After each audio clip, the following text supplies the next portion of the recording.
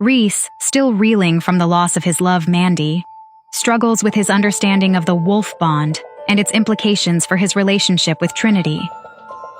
His mother, Lila, tries to guide him, revealing that Mandy and Steven's relationship wasn't a true bond, as they were not destined to be together.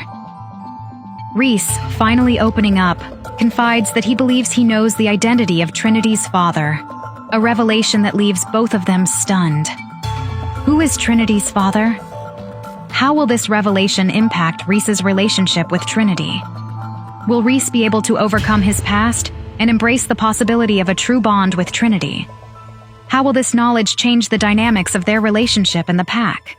This is exactly what the doctor ordered, Trinity thought as she dried her hair with a towel. After sleeping for 3 days and resting in bed for another 2, she was more than ready to get up.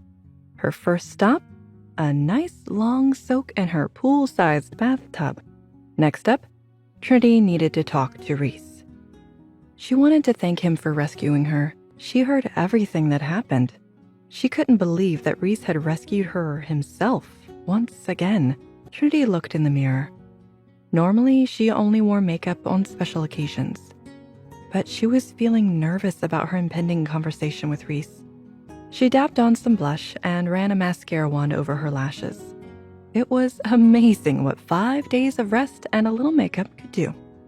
I can't help but feel like he's avoiding me, Trinity confided in Lila as she piled eggs and bacon on her plate and buttered her toast. Abigail made an entire feast, special for you to celebrate the end of Trinity's bed rest. I spoke to him, Trinity. He's ashamed. Trinity found that hard to believe. She thanked Abigail for breakfast and kissed Lila on the cheek. For now, she was still too tired. She headed to the library, hoping to get lost in a book. She could find Reese later tonight. As she walked down the hallway, she heard an unusual sound. Music. It was a soft, soothing piano coming from the room opposite the library. But who could be playing it? The door to the music room stood open just a crack, allowing the beautiful notes to slip out into the hall. Reese was sitting at the piano, his eyes loosely shut as if he had been following the tune with his heart rather than the sheet music sitting in front of him. His hands danced beautifully across the keys. Trinity let her eyes shut too, as she took in the soothing notes melded with Reese's familiar scent. "Are you going to stand there all day, little bunny?" Reese chuckled as the song came to a close. Trinity growled at the use of her nickname. "I didn't mean to spy on you, just caught me off guard." "I caught you off guard," Reese laughed. "You were the one watching me." "I didn't expect to hear you playing the piano. It's the first time I've heard it since I've been here. I didn't know you played. That was beautiful. May I?" Trinity approached the piano. She hadn't played in a long time either, years even. "You play, little bunny?" Trinity stretched her fingers over the familiar keys. "Grandfather insisted. Once you learn piano, every other instrument is that much easier." She felt Reese's eyes on her as she slipped into a song. "That song, where do I know it from?" Trinity had started playing it without thinking. "It was our first dance." Trinity blushed. It was the song from not only their first dance, but their first kiss. She lost herself in the passionate memory, then suddenly very aware of Reese and the small space between them. She put her hands in her lap. "Do you play any other instruments?" Reese so rarely asked her about herself. She wondered if he felt the tension too. She was grateful that he broke the silence between them. "Piano, violin, cello, oboe, and flute are my best. And I taught myself guitar and drums." "Taught yourself?" Reese raised an eyebrow. "Grandfather had this notion that I had to know the classics, and that it would somehow make me more appealing as a future mate. He thought learning guitar and drums would serve no purpose for me, so I taught myself as an act of rebellion." Reese let out a long, hard laugh. "Is it that funny?" Trinity asked nervously. "Yeah, it is," Reese wiped away a tear. It proves you've been this stubborn forever. I'm not the only one who brings it out. Trinity laughed. Can we talk, little bunny? That's what I wanted. I thought I was going to see you at breakfast. Trinity felt the unease rising in her. She tried to calm herself. How is your head? I'm better. Trinity smiled. I didn't need to sit in bed for 2 days. If you feel better, it's probably the resting that did it. Is there something specific that you wanted to talk about, Reese? This isn't easy for me. Reese looked at Trinity self-consciously. Reese looked so uncomfortable that Trinity laughed. He glared at her. I'm sorry, it's just, you're so sincere. I'm trying here, all right? Reese stood up and paced the room in anger. Why do I even bother? Reese growled. You must be joking. Trinity shook her head. Reese, from the night of our meeting, you have made it clear that you hate me and you don't want me around. You're right. You're my mate in name only. I don't want you. I hate you. Good talk. Trinity spat. She stood up and walked to the door. Where are you going? Reese roared. You just sat me down to say the same cruel things once again. Why does he have to be such a... Trinity slammed the door behind her and crossed the hall to the library. He didn't even give me the chance to thank him for saving me. What just happened? Why does she have to be so damn difficult? Reese wanted to apologize to her. He wanted to explain why he had said those rude things to her before. He wanted to tell her that he was wrong. Why couldn't he do that? Reese returned to the basement. He knew exactly where to redirect his frustration. Trinity, hurt and disillusioned, retreats, leaving Reese to grapple with the consequences of his impulsive outburst. As the silence hangs heavy in the air, a single question lingers. Will they ever be able to overcome this latest obstacle?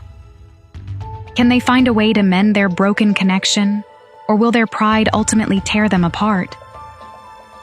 And what hidden truths will be revealed as they navigate the treacherous waters of their complicated relationship?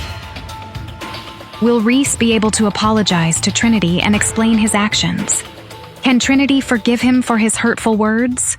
Hey, I am Trinity. Want to know what happens next? Then click the link in the description below and download the Pocket FM app and listen to the exciting episodes of Chosen by Fate, Rejected by the Alpha.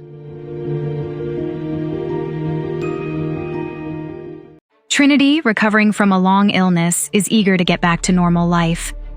She wants to thank Reese for rescuing her, but feels he's avoiding her. While exploring the mansion, she stumbles upon Reese playing the piano beautifully. They share a moment of musical connection, and Trinity reveals her own musical talents. However, their conversation quickly sours. Reese, plagued by insecurities and a past of hurt, lashes out at Trinity, mirroring her own past anxieties about their forced mating. He cruelly rejects her, leaving her heartbroken and confused. Will Trinity be able to forgive Reese's hurtful words? What is the source of Reese's deep-seated resentment, and why is he so afraid of intimacy? How will this misunderstanding impact their already fragile bond? Trinity had spent enough time lying around waiting for things to get better. She stood up and browsed the books, looking for something interesting to read. Carter! She squealed. Oh, goddess, I missed you. Where have you been? Reese assigned me to some special pack business. Sounds mysterious. Trinity beamed. How are you feeling? Carter looked at her warily. I heard you were in a bad place. It hasn't been easy. Trinity knew she could hide nothing from her cousin. But I'm doing okay. I'm sorry, Trin. Carter patted the seat next to him. But I do have some good news. Something that will cheer you up. I ran into Noah on my way up, and he asked me to let you know. Carter loved a big reveal. Drum roll, please. Carter, tell me. Trinity giggled. Okay. Carter laughed. The Alpha got you approved to sit your exams. Oh my goddess. Trinity leapt to her feet screaming. Really? You have to take all 4 of them consecutively. And on a Saturday, but yes, really. Trinity was jumping for joy. She wouldn't have to fail her classes after all. On the day of Trinity's exams, Reese was up before dawn. He had almost 24 pack warriors at the ready. Reese had been advised to let them handle everything. The warriors insisted on reporting back to him when everything was over. They said it would be best to not allow the enemy access to him if they were truly after his position. Reese refused. Reese accompanied the warriors to the campus, with Vincent and one of the other guards escorting Little Bunny.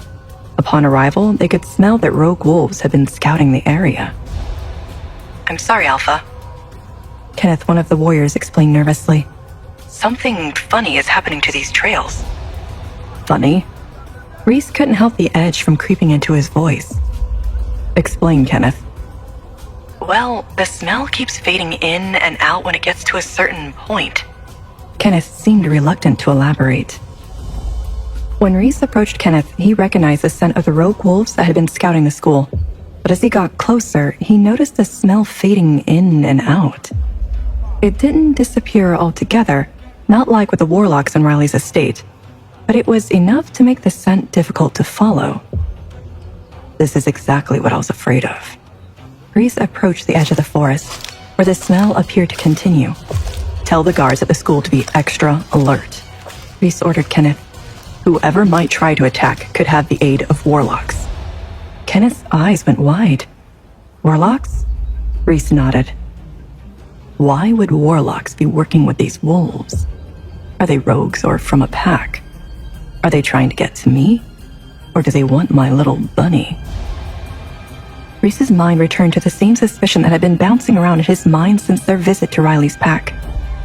Reese wondered if Trinity's mother was even aware that anything had happened at all until she was surprised with the baby. But he couldn't ask her either. She was dead.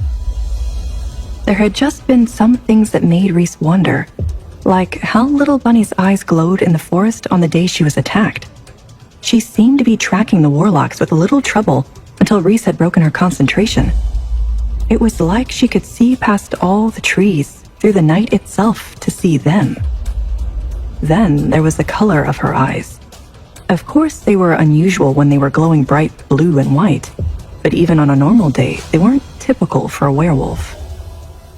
Most wolves would have green, yellow, gold, brown, or hazel eyes.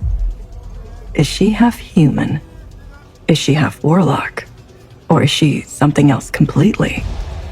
Reese had more questions than answers as he slowly tracked the scent of the wolves, moving with great care so he didn't lose it completely. Reese's entire body stood at attention. It was the scent of his beta. Reese's second in command, his cousin, Caleb. He'd been in this area, and recently. What has Caleb been doing here? Reese followed the trail. Then Reese hit it. It was some kind of invisible barrier, but instead of stopping Reese in his tracks or making him bounce back, it cut off his senses. Not entirely, but he couldn't smell the wolf anymore. He could barely see the prints on the ground. He couldn't even hear his own breathing, ragged as it was from anger, frustration, and his sprint to find the rogue wolf. Something wasn't right here. Warlocks. How far will Reese go to save his Luna? Will Reese know the truth about the connection between the warlocks and Trinity? Is there an enemy